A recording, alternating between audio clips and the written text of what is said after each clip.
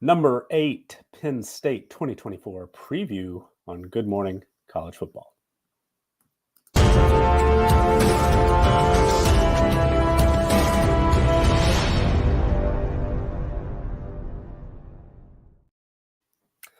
Hello and welcome to episode 58 of Good Morning College Football from campus2canton.com. I'm Nicholas Ian Allen of CFB Winning Edge. Thank you so much for joining us this morning, whether you are doing so live on Twitter or one of the other streaming formats, or if you are catching a replay on the Campus to Canton YouTube channel, where we very much would appreciate you liking this video and subscribing there. It really does help us to continue to grow, continue to develop this preview series, as well as, the C2C channel as a whole, where we've got a wide range of content coming out just about every single day on the Campus to Canton YouTube channel. Also, the C2C podcast feed has a wide range of shows from all of your favorite content creators at Campus to Canton, different insight, analysis, perspectives on college football, fantasy football, the C2C format of the game, tons of great stuff there. So we very much appreciate you subscribing to that, to liking and reviewing. That really does help us out. And of course, we certainly very much appreciate those of you willing to subscribe to campus2canton.com. You can join for as little as $2.99 per month, get access to written content on the site, tools, rankings for college fantasy football, C2C, Debbie, tons and tons of great stuff. Again, just about every single day. The team at Campus to Canton is just churning out all different types of content throughout the week. Try to get you ready for the upcoming 2024 college football season. And that's where we're going to focus on today as we look ahead to the Penn State Nittany Lions. There may not be a program right now that potentially will benefit from the expanded playoff and also the new look Big Ten, quite like Penn State. So expectations are high, but there's still, we haven't quite seen Penn State break through just yet under James Franklin. So still a little bit of, we'll have to wait and see if this squad as it is built looks pretty good on paper. We'll dig into that, but certainly still, we'll have to see it to believe it, I guess, in some ways. So first and foremost, let's talk about a couple of news items before we dig into that preview. Late last week, Oklahoma State head coach Mike Gundy told Brandon Marcello of 247 Sports that transfer running back AJ Green, who came over to the Cowboys from Arkansas, suffered a lower body injury during spring practice that is expected to sideline him for, quote, the first few months of the upcoming season. So perhaps that helps explain why Gundy and the coaching staff went to the transfer portal again after bringing in Green and landed Trent Howland, most recently at Indiana, to bolster that running back depth behind Ollie Gordon II. So AJ Green expected to miss a significant chunk of 2024 on the field due to that lower body injury. Another piece of news from this time the Big Ten and a team, maybe the biggest regular season opponent that Penn State will play, the number one team in our preseason team strength power rankings at CFB Winning Edge, Ohio State, where Andy Backstrom of Letterman Row was on hand for head coach Ryan Day's summer update press conference earlier this week, where the biggest news coming out of that was that All-American safety Caleb Downs, the transfer from Alabama, could play some running back this season. So reading from Backstrom's piece there at Letterman Row, he says, Day was asked if he considered adding to the running back room through the portal. He said they have experience with the top duo, Travion Henderson and Quinshon Judkins, and they felt that Sam Williams-Dixon and James Peoples did a nice job in the spring. But as he goes on to say, they started having a conversation with safety Caleb Downs about him potentially playing running back as a way to build depth at the position. They feel like they have 4 strong running backs. That's going to be enough to carry the season. So Day was non-committal, said, we'll see when asked if Downs can play running back at a high level.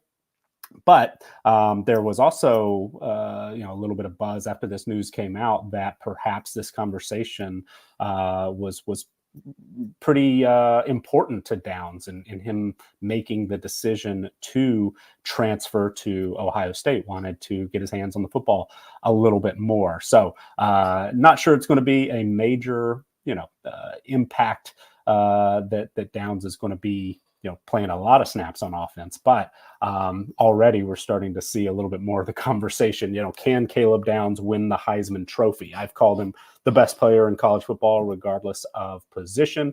There are certainly others you could make that argument for, but I think Downs is on the very, very short list. If he makes an impact, scores a couple of touchdowns on special teams, or perhaps even 1 or 2 on offense, you could perhaps build a case as we enter the season with not a clear-cut Heisman Trophy player to beat. We've seen players like Carson Beck and Quinn Ewers at or near the top of those Heisman Trophy futures, the boards put out by the odds makers. And, it seems like there's a lot of room potentially to navigate where we certainly could see maybe a non-quarterback make a run, since there's not an overwhelming favorite or clear, to me at least, top tier of obvious players to beat at the position. So who knows? Perhaps Caleb Downs could. It'll be very, very difficult, of course, for a non-quarterback to win the Heisman. It'll be even more difficult for a primarily defensive player, but in a season where maybe somebody doesn't emerge with huge numbers, maybe there's an opportunity for somebody like Downs who can establish that value and some production in a variety of roles. I certainly would be interested to see it. So moving on now, let's talk a little bit about Penn State. And Penn State is a team that, like I said, I think should benefit from not only the change in structure in the Big Ten. First and foremost, Michigan not on that regular season schedule, right? And that has been sort of the big, having to play both Ohio State and Michigan year in and year out has been a big part of the reason why Penn State hasn't quite gotten over the hump just yet under James Franklin. So no Michigan on the schedule, hosting Ohio State. And certainly, new opponents, 3 former Pac-12 teams on the schedule, UCLA, USC, and Washington, are all in line this year. We've talked a bit about, specifically when we did our Oregon preview, talked a little bit about it in some other shows as well. But I'm paying attention to, how many new opponents are on each schedule. It's not something, I can really put a number on, but just, knowing what goes into preparing, whether it's a coaching staff and building a game plan from week to week. There's a little bit of a shorthand that happens when you're familiar with opponents week in and week out. And playing Ohio State and Michigan every year has been a very, very difficult task for Penn State to overcome. But to prepare for those opponents that you see just about every year, you're familiar with the coaching staffs, it's a little bit easier, or it takes a little less time. And time is something that is key throughout the week during the regular season. And so, I focus a little bit on that. And so when Penn State has to play a UCLA and a USC back-to-back, it might just take a little longer to prep for those games and Washington later in the season. And so facing 3 former Pac-12 teams, though we do have Penn State favored in all three of those matchups, as we'll dig into. Just something I think to be aware of. Might not be necessarily something that causes Penn State to lose a game. Maybe it should win, but I don't know. It's something I'm looking at as we have a new look Big Ten, a new look Big 12. Texas and Oklahoma in the SEC. So I've brought it up before. I'll bring it up more, I'm sure. But how well did Penn State? Well, actually, first and foremost, what are others saying? What are others saying about Penn State as we look ahead to the 2024 season? And there's quite a bit surrounding quarterback Drew Allar, and Allar, a little bit of a polarizing figure at the quarterback position, somebody who has a huge upside. I know there are talent evaluators on the C2C recruiting team and Devi team who have been high on Allar in the past. The numbers didn't look bad last season, but there's also plenty of discussion around, well, the numbers might not have been so bad, but if you watch the games, if you dig into some of the play-by-play decision making and just some other things, it was not a smooth situation for Allar. And even though he still has high end upside, still a little bit unproven in some ways. Does have the full year of starting experience now under his belt. So perhaps there'll be an opportunity for him to take a step forward. But as we've done in some of our earlier previews with draft eligible quarterbacks, I've gone to some of the repeat sources. Jordan Reed at ESPN has a piece written or published last week where he digs into some of the quarterbacks. And what are some of the positives and negatives about each as he looks ahead to the upcoming draft class. Reed says of Allar at 6'5", 243 pounds. He checks all the boxes physically and is a gifted passer with plenty of tools. During his first season as a starter, had 2,631 passing yards, 25 touchdowns, and just 2 interceptions. Needs to improve his accuracy, was under 60% as far as completion percentage goes, and lack of touch, which could be helped by better lower body mechanics. New offensive coordinator Andy Kotelnicki, which we'll talk about a good bit, I imagine, during our show today, arrives from Kansas and will work to make Allar more consistent. Bruce Feldman of The Athletic, also similar piece where digging into some of the upcoming NFL draft class at the quarterback position, talked to anonymous coaches to get their thoughts on these opposing players. And according to one Big Ten defensive coordinator, Feldman quotes here saying, you'd think things could click for him. He has a big arm, huge guy, and not a complete statue.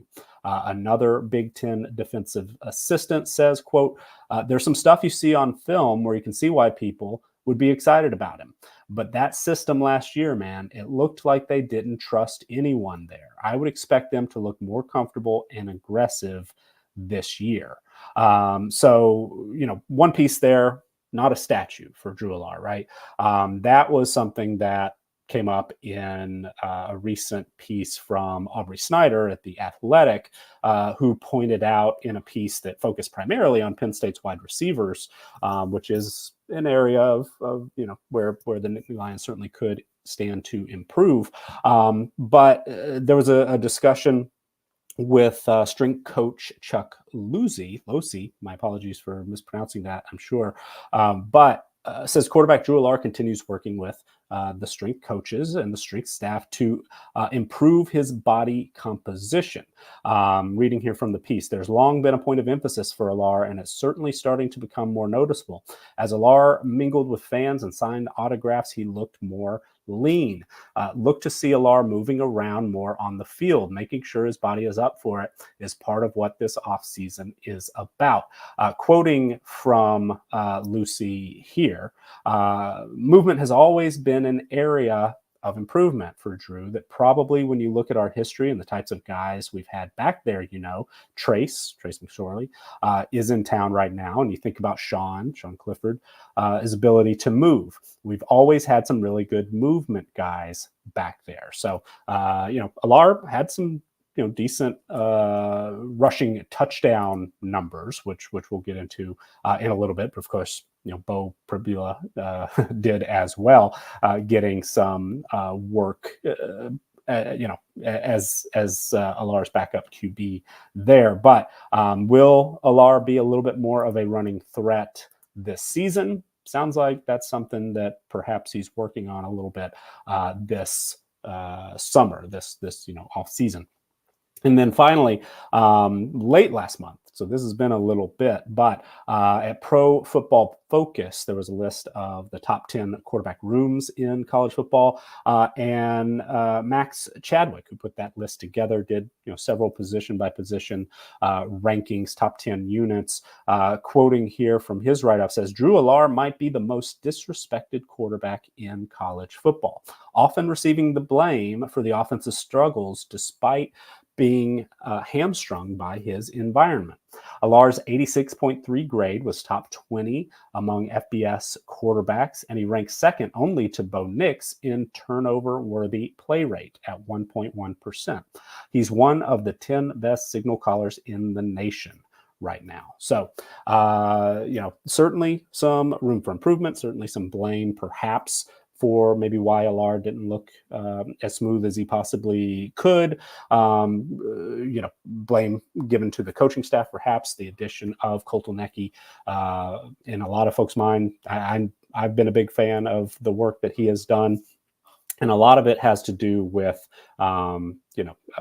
just really, really solid rushing attacks, which is something that we certainly could and should see at Penn State due to the depth at the running back position, the overall talent of the running back position there. But also, Kotelnicki has a history of being a really innovative play designer, play caller. So I'm very curious to see, is he going to be able to unlock this offense as a whole, but perhaps Allar a bit as well. I know there's some skepticism. There's certainly some skepticism in our, CFF Slack channel and the, Campus to Canton Slack that James Franklin is perhaps not going to allow Kotelnicki to kind of be as creative and as innovative as he's been in the past. There's some concern that Franklin will put his thumb on the scale a bit on the offense and sort of keep things sort of how they have been, not expecting a lot of changes. But I personally am optimistic.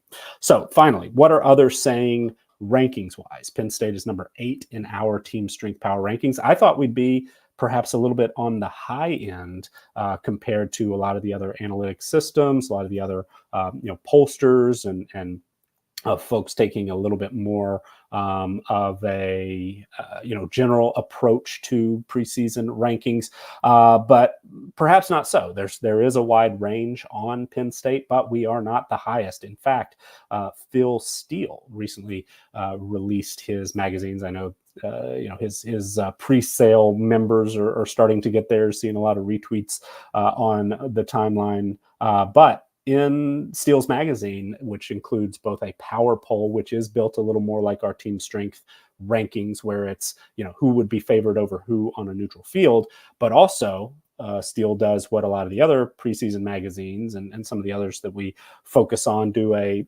expected order of finish type situation, taking the schedule into account. What will this team's final record end up being? In both cases, Steele has Penn State number 5. So number 5 in the power poll, number 5 in his top 25. And at ESPN, Football Power Index, just a little bit behind Steele, has Penn State at number 6. So does Beta Rank, which is purely an analytics-based projections system. SP Plus, ESPN's SP Plus has the Nittany Lions number 7. So the computers loving Penn State, and that includes us, which we're, I guess, on the low end in most of those, which I didn't necessarily expect. But very consistent. Most folks expect, most systems seemingly expect Penn State to be a top 10 team with top 5 potential. seemingly. Athlon Sports, a little bit more on the, how will this team finish side of the spectrum, has Penn State number 8. And then similar thoughts, similar way of building these rankings. The Sporting News, Andy Staples of On3, and Mark Schlabach of ESPN all have Penn State number 12, which is, of course, the key number right there on the bubble for the 12-team playoff. And in the situation, and I believe Andy Staples actually was the one who pointed this out in his write-up, was, the key number is 12 because there's not a group of 5 team in the top 11. So, playing it out, if Penn State were to finish 12th in those final playoff committee rankings, they would get left out because a Liberty or a Boise State or a Memphis would get that last spot as the highest ranked group of 5 team. So that's certainly a key number and a situation that Penn State is going to try very, very hard to avoid, is of course being on the outside looking in when the playoff committee makes its final rankings. Stuart Mandel of The Athletic is the low person on our list that we've compiled here, having Penn State 17th in his post-spring top 25. The odds makers see Penn State in basically the right in the middle. Tied for ninth in national championship futures, 25-1 according to DraftKings this morning, tied with Notre Dame and Michigan. The odds makers also have Penn State third in the Big Ten as far as conference futures go at 5-1 behind Ohio State and Oregon. But the number that jumped out to me, in addition to 10.5 wins, which we'll dig into and put in our official projection on that win total at the end of this episode, but DraftKings has Penn State listed in a will they, won't they, yes or no, to make the college football playoff at -130 on the yes. So the expectation is, according to the odds makers in the market, Penn State is more likely to make the playoff than not. But they are, I think, as the Sporting News and Staples and Schlabach kind of outlined, they are maybe right there with, once things finally play out, maybe the team that is just right on the edge of a playoff contender or not. So before we dig into fully how our numbers see Penn State for 2024, take a look at how they performed last year. Sharing our screen here for results. We're, of course, looking at the CFB Winning Edge team profiles. Our team profiles are available to C2C Winning Edge and all 22 tier members at campus2canton.com.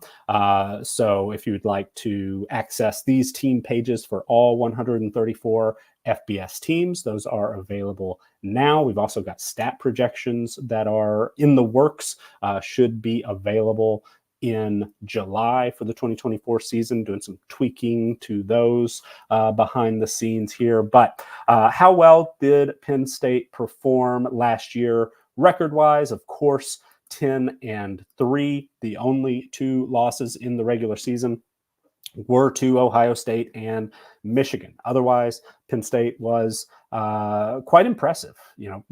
Did end up with a big win, which, looking back, more impressive now than it perhaps appeared at the time based on how West Virginia performed last season. But 94% in their post-game win expectancy numbers. When you look at that box score, play it 100 times, 1,000 times, however, you'd expect Penn State to win that game 94% of the time. So they certainly controlled that matchup. Those numbers, as we reference, are always courtesy of collegefootballdata.com and their advanced box scores there. But a great start to the season, knocking off West Virginia. in impressive fashion, beat Delaware in week 2, and then Illinois, which kind of the opposite of West Virginia, maybe looked a little bit more impressive at the time than it did by the end of the season. But 68% post-game win expectancy there as Penn State pulled away late. Then 3 straight 100s against bowl teams, Iowa and Northwestern, then a week off before getting just a complete domination of UMass.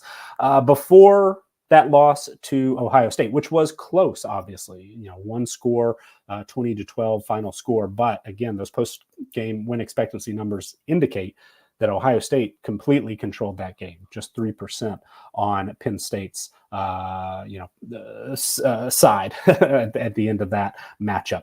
Penn State perhaps a little bit fortunate to get past Indiana.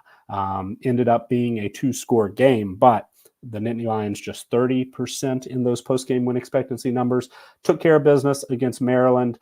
Played Michigan close, but similar to similar to Ohio State, well below the 50% threshold on was that really a close game. Michigan, statistically speaking, really earned that victory over Penn State. Did get back on the right side of things at the end of the regular season, taking care of business against Rutgers and Michigan State, and then going into a pretty high-profile New Year's Six bowl in the Peach Bowl there against Ole Miss in Atlanta. Penn State played quite well early on, but the Rebels were able to pull away late and ended up winning that game by almost 2 full touchdowns. So add up all those post-game win expectancy numbers. How well did this Penn State team actually perform based on second-order wins? And really, that Indiana game was the swing matchup where everything else basically went according to what you would expect, statistically speaking. But this Penn State team maybe could have or should have been 9-4 if you look at those underlying numbers. So we're able to actually get one more win than you might otherwise expect, get to the 10-win threshold. So if things were repeated in 2024, what would we expect? Is this a Penn State team worthy of a college football playoff spot? We shall see. Taking a little bit closer look at last year's numbers before we dig into this season. If you look at our overall team performance rating, so how well did this team play based only on our on-field statistics? Penn State was a top 8 team. So, certainly worthy of that New Year's Six eligible or New Year's Six type finish, 10-win season. That's certainly what you would expect. The offense, there's a lot of room for improvement. Last season, Penn State ranked 46th in our offensive team performance numbers overall, 73rd passing and 48th against the run. But the defense was one of the very best in college football. Number 2 in overall defensive team performance, 7th against the pass, 3rd against the run. And you can see some of those individual statistics on the defensive side of the ball were elite, among the very, very best in college football, including number 1 in yards per play allowed against FBS opponents only in the regular season only, number 1 in success rate against, top 3 in points per game allowed, top 3 in our EPA per play equivalent, again from collegefootballdata.com. They use what they call PPA, but same type thing there.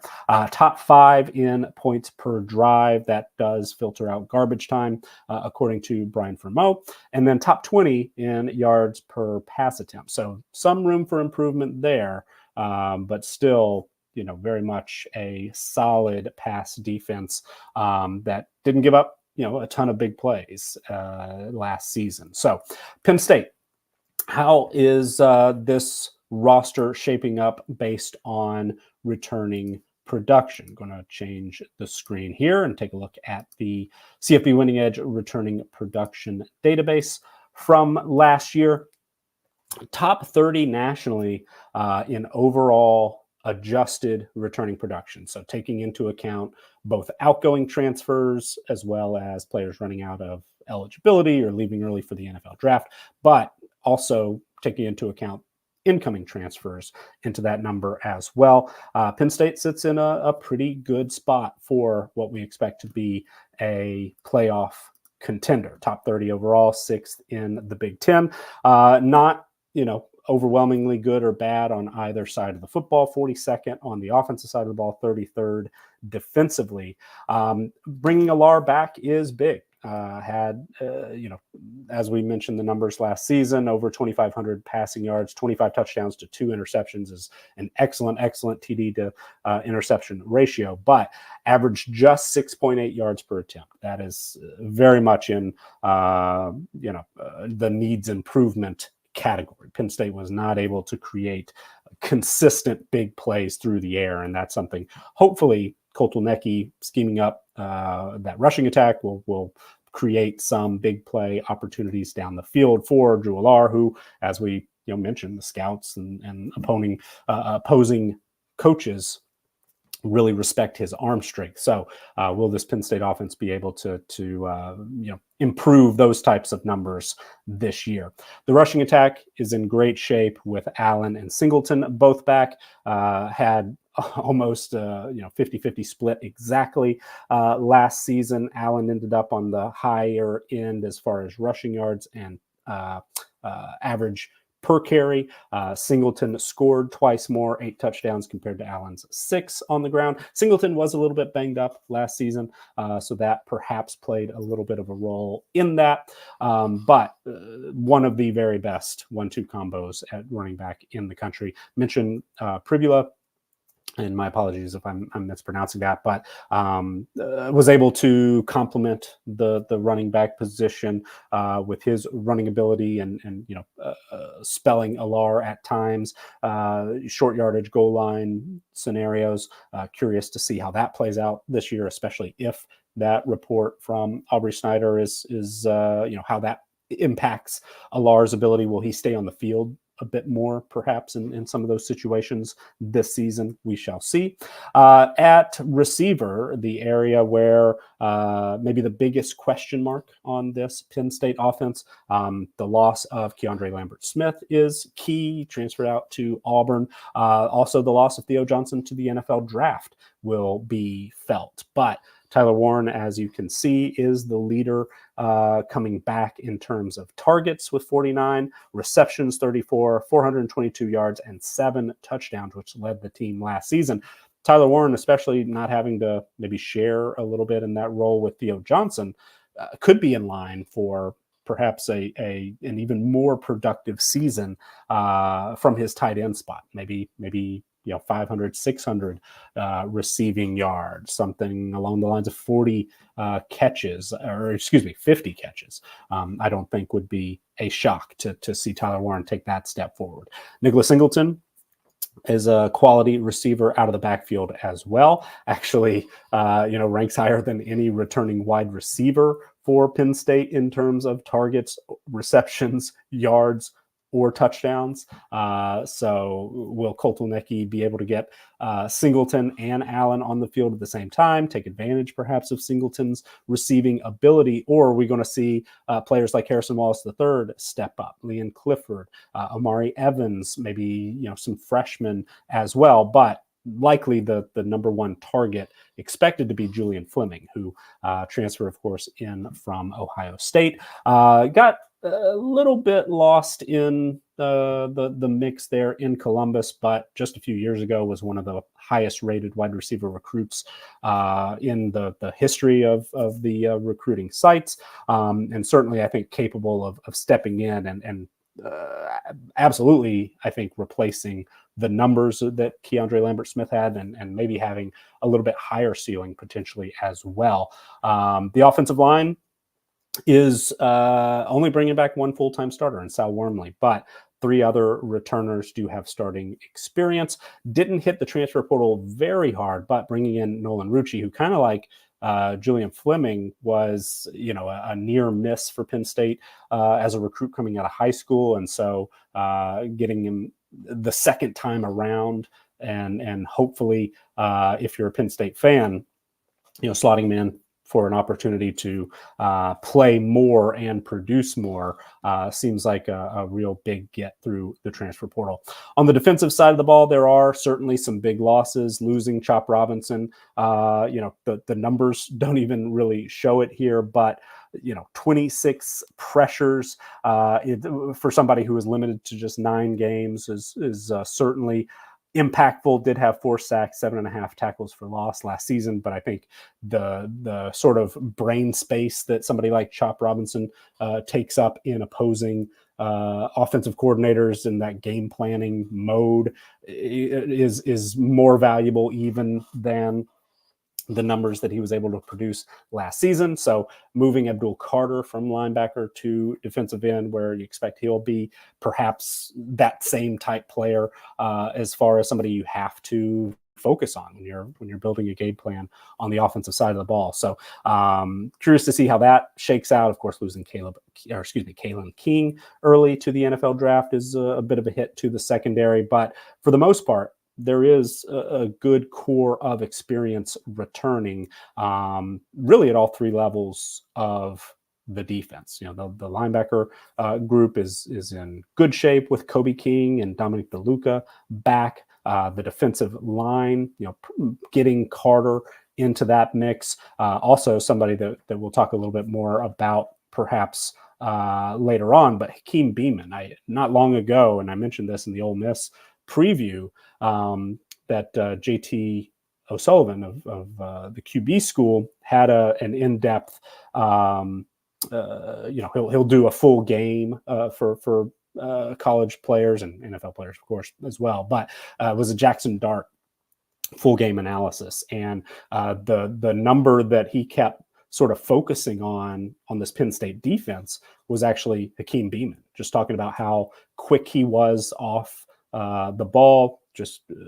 penetration, getting through the line of scrimmage very, very quickly. It was interesting to see him highlight Beamon, somebody who didn't start, didn't play really a ton as far as overall snap percentage last season. The numbers weren't huge, but did have double-digit pressures from an interior defensive line spot. Perhaps Beamon is somebody that we'll see and hear about a lot more in 2024. So keep an eye on that as well. So, all right, getting back to the 2024 projections. How do we see Penn State on paper this year? The depth chart we've talked about already a bit. Drew Allar is sort of the key piece, ranks highly in our individual player ratings, in part because he was a high rated recruit. 98, 52 in his 247 Sports composite, 5.9 at Rivals, 97.14 at On3. So that's right there on the cusp between high 4-star and low 5-star. Somebody who consistently was I want to say like a top 3, if not, certainly top 5 in a lot of the Debbie quarterback conversation the last couple of years. It's taken a little bit of a step back, again, due to not necessarily the numbers, but due to, well, I should say not the numbers as far as touchdown interception ratio, because that's excellent, but those, explosive yards per attempt numbers certainly need some work. And there were a lot of misses. There was a lot of inconsistency, inaccuracy. So will Allar take a big step forward this year? That's maybe the major question on the offensive side of the ball. But getting Singleton and Allen back. Allen was second team All Big Ten last season, I believe. Singleton was third team All Big Ten. We highlight first and second team. That's why Allen is highlighted gold, if you see that on the screen there. But regardless, excellent 1-2 running back combination. We've got Fleming and Wallace and Omari Evans right now as our top 3 starting wideouts. Certainly, I think that could change. We'll see how players like Liam Clifford, Mekhi Flowers, Caden Saunders factor in. Take a look at some of the incoming recruits. Josiah Brown is the highest rated player in that true freshman class, the wide receiver position. Is there an opportunity for Tyseer Denmark? He was somebody highlighted in that piece by Aubrey Snyder as maybe catching the attention of teammates and coaches this summer. But there's certainly, I think, opportunity for a playmaker or two to emerge at the wide receiver position. But Tyler Warren should be one of the better tight ends in certainly the Big Ten, if not college football as a whole. The offensive line should be in decent shape, especially if Nolan Rucci plays up to that 5-star level talent projection that he had coming out of high school. With Wormley, JB Nelson, who did qualify as a starter last year, should handle the guards. Drew Shelton was severely limited, if not completely out due to injury this spring. He should pencil in there at left tackle. So overall, the Penn State offensive line has some questions, but built pretty well. Certainly a talented group, as you see here. When we look at in terms of raw talent, we've got Penn State number 9 in average 247 composite rating coming out of high school, number 10 in average rivals rating, number 10 in on-3. So a very, very solid offensive line group. And really, position by position, the raw talent is on the very high side. James Franklin can certainly recruit. His staff has done a great job building a talented pool, for that roster. And the strength staff, who we've mentioned already, consistently is churning out NFL draft picks and guys who are highly sought after there. But combining all that raw talent and that development into a championship performance has been lacking. So can Penn State get there? The defense will certainly be part of that. Abdul Carter is the All-American, highlight player in that defense. Have him slotted in now at defensive end. Zane Durant, returning starter on the interior, as is Devin Ellis. But as I mentioned, Kim Beeman was somebody who, towards the end of last year proved to be very, very disruptive. Expect that he will step in, if not be a full-time starter, certainly somebody who's going to play a lot. The linebacker core is in good shape. DeLuca is a former walk-on, certainly a former unrated player, has been productive when given the opportunity. I've read some good things about Tony Rojas recently, so perhaps he will challenge maybe as a starter there. But the secondary needed some reinforcement through the transfer portal. We've got Jalen Kimber slotted in as a starter at corner opposite Cam Miller. AJ Harris might challenge for a starting spot as well, but both starting safeties, Jalen Reed and Kevin Winston Jr., are back, and that should be, defensively as a whole, should be solid. You see the high end recruiting numbers, maybe not quite at that consistent top 10 or top 5 level as they are on the offensive side of the ball, but that's where there has been a little bit more consistency and just overall performance. There's a track record of elite success on the defensive side of the ball. As we mentioned, number 2 in defensive team performance last year. Should be a top 10 defensive line. It is in our position strength ratings, other than running back, which we have slotted as number 7 in those position strength ratings. That defensive line is, according to our numbers, the strongest unit on this Penn State roster. But top 20 top 20 secondary. Combine that with a linebacker group that, the loss of Carter certainly impacts that some, but has slipped a bit as far as overall rankings go, but I think is probably a bit better than our numbers might suggest. So how does this all work in terms of projections? We mentioned the projected win total is 10.5, and cutting to the chase, we come up well short of that in our official projections. If this is your first time joining us, we've done this since 2021, where we've done an official win total projection on every FBS team, compare it to the DraftKings posted win total. And we've got a track record of success, 60.4% correct over that entire period across all FBS teams. We were 55.6% last season. We lost a little bit of value because we were kind of running behind a little bit in just really bumping up to the season.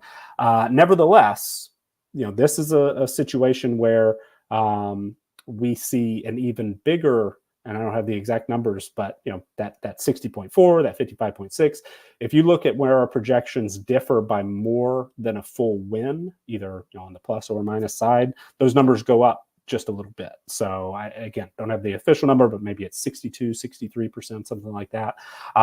So that would indicate that we do see Penn State, statistically speaking, projections wise, coming up short of 10.5 and see a pretty big projected edge on that.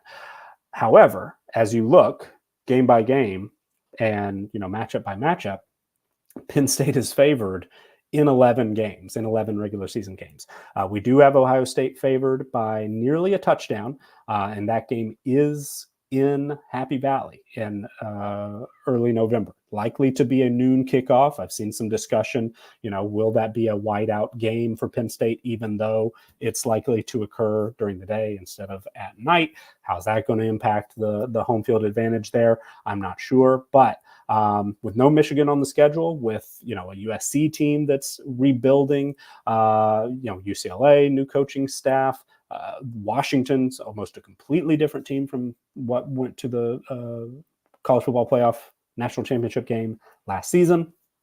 There are a lot of winnable games on the schedule. In fact, I think you could argue there are 12 winnable games on the schedule. Ohio State, even as a nearly touchdown favorite there, we think Penn State could win that game, 3.5 times out of 10.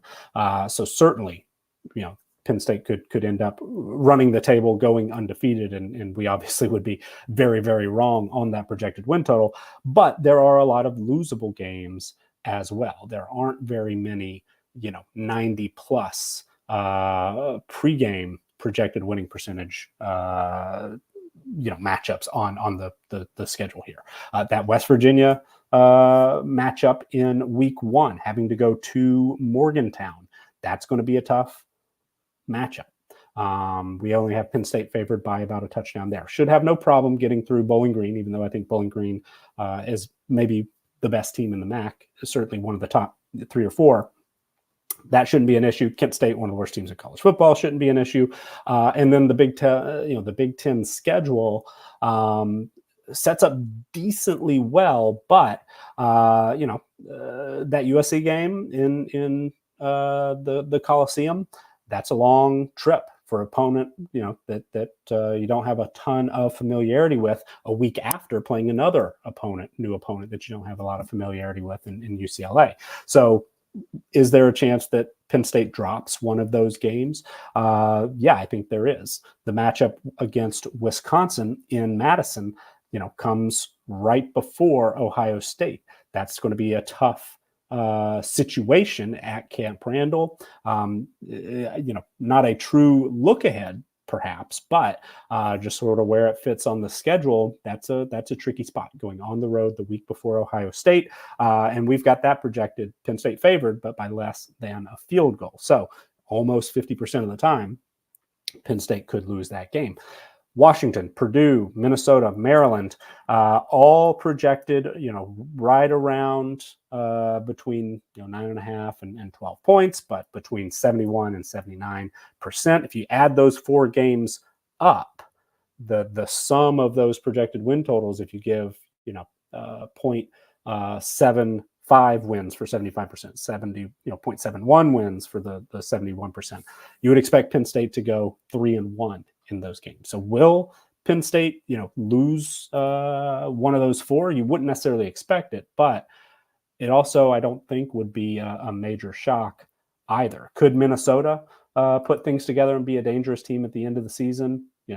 That game in Minneapolis, maybe in the snow in late November. Absolutely, that could be a tough matchup. So I mentioned that our success in win totals, and based on how we project it here, That's what this 8.55 number is. So we're expecting Penn State to be 9-3. That, probably indicates a loss to Ohio State. I'm not, right now it's tough to sort of see, okay, the schedule's manageable. What are the other two losses going to be? Maybe it's Wisconsin. Maybe it's one of those, final 4 weeks. But that would indicate, there are obviously some upsets here. That would be a situation where this Penn State team lost a game that it probably shouldn't have, maybe lost 2 games that it probably shouldn't have. So with that in mind, with Penn State being favored in 11 games, we do have sort of an updated sort of experimental win total projection that we're taking a look at this year, where you get a 10% bonus for being favored in a game. So they would get an extra 0.1 wins for each game in which they are favored. You get a 0.1 win penalty for each game in which you're an underdog. Work that out. Penn State comes out in a +10, favored in 11, underdog in 1. So we would add a full win to that projected win total of 9.55. That's still well under the 10.5. So I do think that, Penn State actually getting over and finishing the season 11-1 is going to be extremely, extremely difficult. Certainly could happen. Certainly could go 12-0. Maybe this Penn State team is a real dark horse national title contender, especially if Allar takes a big step forward at the quarterback position, if a playmaker emerges at wide receiver, if Kotelnicki, turns this running back duo into, 2,000, 1,200, 1,400 yard rushers.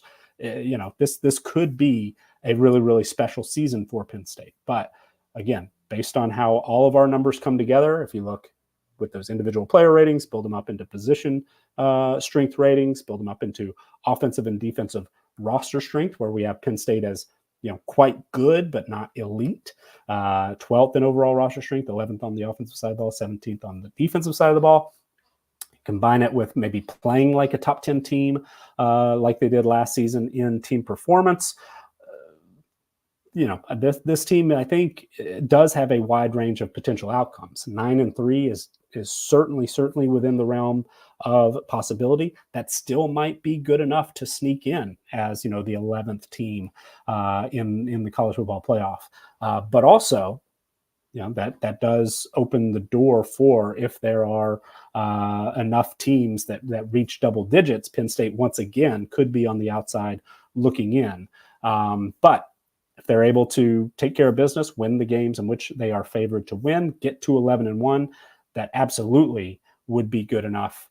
Certainly Penn State, I think, at that point would get a rematch with Ohio State, most likely in the Big Ten championship game, would solidify its spot in the playoff, and then, anything can happen. But the most likely outcome, I think, is probably 10-2. With a real shot maybe at coming up short if they somehow do end up 9-3 as our traditional win projection would indicate. So we'll see, of course, how it all shakes out. And we will be back on Friday with our Florida State preview. Number 9 in our team strength power rankings. Florida State will finish the top 10 next Monday with Alabama.